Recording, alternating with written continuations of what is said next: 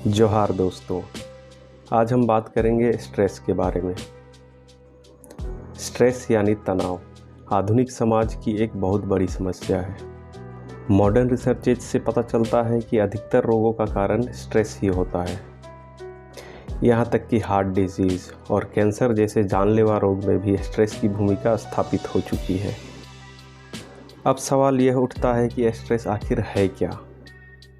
Hence शैली के अनुसार बॉडी द्वारा आवश्यकता अनुसार किया गया नॉन स्पेसिफिक रिस्पॉन्स स्ट्रेस कहलाता है। दोस्तों, स्ट्रेस हमेशा बुरा नहीं होता, बल्कि ये तो लाइफ का एक इम्पॉर्टेंट पार्ट है जिससे बचा नहीं जा सकता। स्ट्रेस दो तरह के होते हैं, जहाँ पॉजिटिव स्ट्रेस व्यक्ति में काम के प्रति ऊर्जा और उत्साह पैदा करता है, वहीं नेगेटिव स्ट्रेस व्यक्ति को दुखी और चिड़चिड़ा बना देता है। अगर तनाव लंबे समय तक बना रहे तो कई सारे फिजिकल और साइकोलॉजिकल प्रॉब्लम्स हो सकते हैं। अब समस्या यह है कि तनाव को कैसे पहचानें। तो दोस्तों, इसके कुछ मेजर साइन एंड सिम्टम्स होते हैं जिसे आप तनाव को आसानी से पहचान सकते हैं, जैसे किसी भी काम में ध्यान केंद्रित नहीं कर पाना या याददाश्त की कमी, हमेशा सुस्ती और थकान महसूस करना या मोटिवेशन की कमी, किसी भी काम में मन नहीं लगना, अत्यधिक नींद आना या फिर रात में नींद नहीं आना, सामान्य से अधिक या कम भोजन करना, तेज़ी से मूड बदलना, घबराहट या बेचैनी महसूस करना।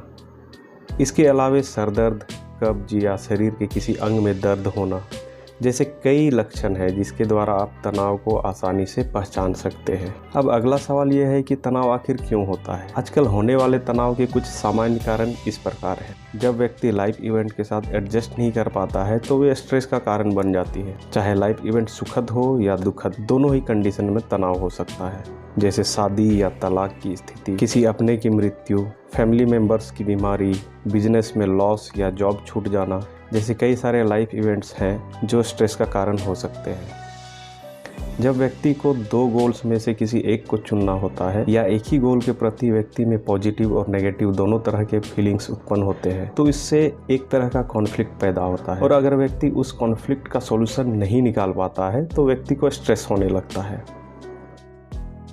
डेली लाइफ की छोटी मोटी उलझनों से भी व्यक्ति में तनाव उत्पन्न हो सकता है, जैसे घरेलू लड़ाई झगड़े या मनमुटाव, शोरगुल, समय की कमी या पैसे की कमी इत्यादि। इसी तरह से जॉब डिससैटिस्फैक्शन, बॉस से बकझक, जॉब से निकाले जाने की संभावना जैसे कारणों से भी स्ट्रेस हो सकते हैं। कुछ ऐसे इन्वायरमेंटल फैक्टर्स होते हैं जो निश्चित रूप से व्यक्ति में तनाव उत्पन्न करते हैं, जैसे भूकंप, आगजनी, आंधी तूफान, बाढ़ इत्यादि।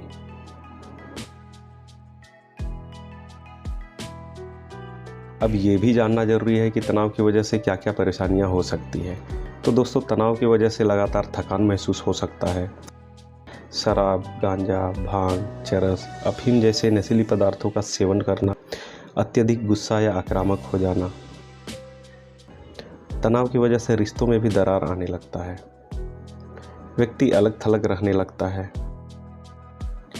डिसीजन लेने में कठिनाई होने लगती है, और स्ट्रेस की कंडीशन में एक्सीडेंट होने का खतरा भी बढ़ जाता है। और जब तनाव काफ़ी बढ़ जाता है तो व्यक्ति में डिप्रेशन के लक्षण भी दिखाई देने लगते हैं। यहाँ तक कि एक्सट्रीम कंडीशन में व्यक्ति सुसाइड तक कर लेता है। तो दोस्तों, स्ट्रेस से बचने के कुछ सुझाव भी बतलाए गए हैं जिसे प्रैक्टिस करके स्ट्रेस से दूर रहा जा सकता है, जैसे स्ट्रेस के बारे में जानना, अपनी दिनचर्या को नियमित करना, अपने प्रॉब्लम्स के बारे में फैमिली मेम्बर्स और फ्रेंड्स के साथ डिस्कस करना, रेगुलर एक्सरसाइज करना, चाहे वो जॉगिंग हो, साइकिलिंग हो या फिर जिम में एक्सरसाइज करना, हेल्दी फूड खाना चाहिए, बाहर के खाना और जंक फूड से बचना चाहिए, कॉन्फ्लिक्ट से दूर रहना चाहिए और बिजी शेड्यूल से समय निकालकर रिलैक्स करना चाहिए। 6 से 8 घंटे की नियमित नींद लेनी चाहिए और लाइफ को एंजॉय करें, अपने फैमिली को टाइम दें, फ्रेंड्स के साथ समय बिताएं। इन सब चीज़ों से तनाव से काफ़ी हद तक राहत मिल सकती है। और अगर फिर भी स्ट्रेस हैंडल नहीं हो पा रहा है तो मेंटल हेल्थ प्रोफेशनल से कंसल्ट कर सकते हैं, जैसे psychiatrist, clinical psychologist, counsellor, psychotherapist या साइकेट्रिक सोशल वर्कर की मदद ले सकते हैं और सीवियर कंडीशन में मेंटल हेल्थ क्लिनिक्स या हॉस्पिटल भी विजिट कर सकते हैं। तो दोस्तों, अगर आपको ये वीडियो अच्छी लगी तो वीडियो को लाइक, शेयर और सब्सक्राइब ज़रूर करें। धन्यवाद।